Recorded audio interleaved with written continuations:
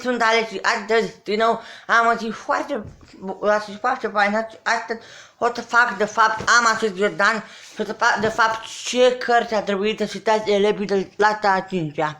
Ei bine, am făcut un patru ce cărți ar fi trebuit să citați elevii din clasa a 6-a. Astăzi o să fac ce cărți a trebuit să citați elevii din clasa a 5-a.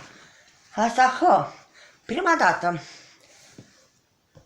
elevii la clasa 5-a trebuie să citească această carte care se numește Omul de zăpadă.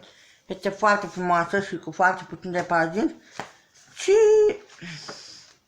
are și desene. Este foarte faină. Uitați-vă cum arată, foarte fain. Omul de zăpadă s-ar merita să citiți, pentru că eu am citit-o și mi se pare foarte interesantă, mai ales pentru copiii de la clasa 5-a. Și gen, da. Apoi, cei doi teribili, din păcate am aici partea a doua. Uitați-mă, am aici partea a doua pentru că deci ăsta este partea a treia și mai am și partea a doua, nu am partea întâi, dar vă zic că cei doi teribili ar trebui să citiți. Partea a treia este așa și adică cei doi teribili trebuie să fie și cei doi teribili se întorc. Elevii de la clasa 5 a trebuit să citească ca să te cărți. Poate cei doi teribili partea întâi, dar eu nu am cei doi teribili se întorc și cei doi teribili trebuie să fie, adică partea a doua și a treia. Așa. Apoi, Insula Roboților. Această carte a trebuit să știți și mai este și o parte a doua a Insula Roboților.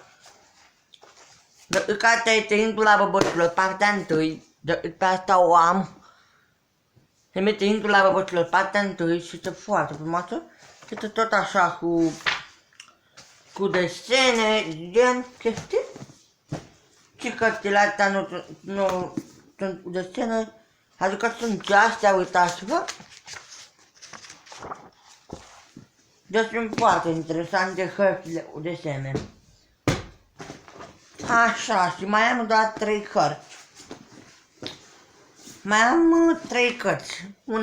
O carte Cor.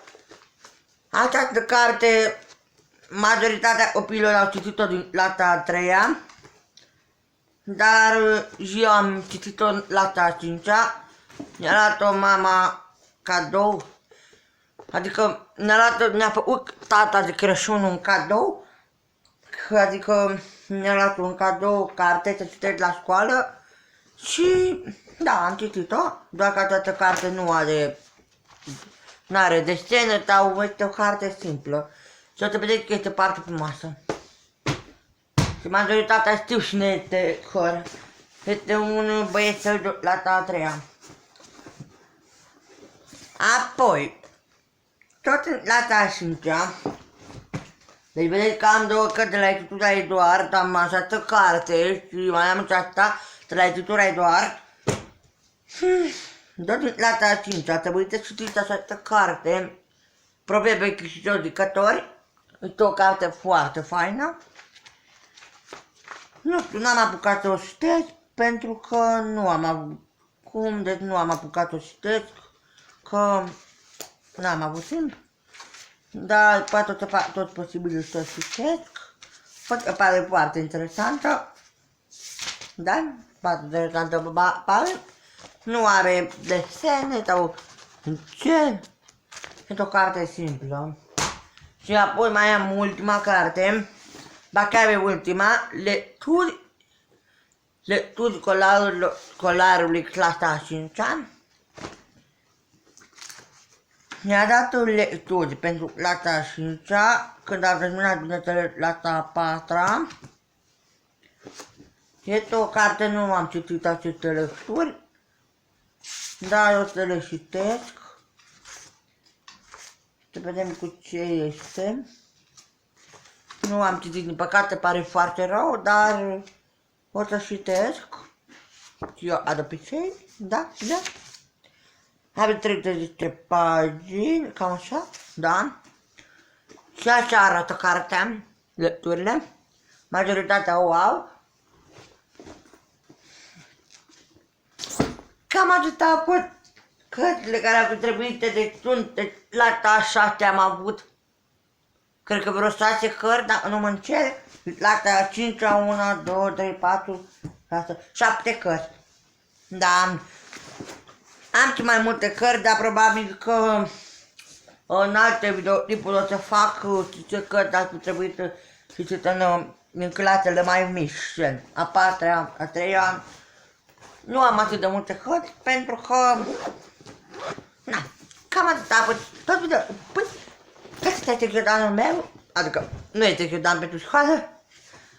Cam atât, dacă v-a plăcut, voi că să dați un like, un share, să vă abonați la canalul Florin Ciubean, apropo codul meu de Instagram este Ciubealectan, Ciubealect, iar contul meu de TikTok este Ciubealectandru. Sau Alexandru Ciubean, nu mai știu, da, în fine, Alexandru Ciubean. Așa că, pa! Și eu să mai fac un nou videoclip, nu știu când o să mai organizez un nou videoclip, dar, pa!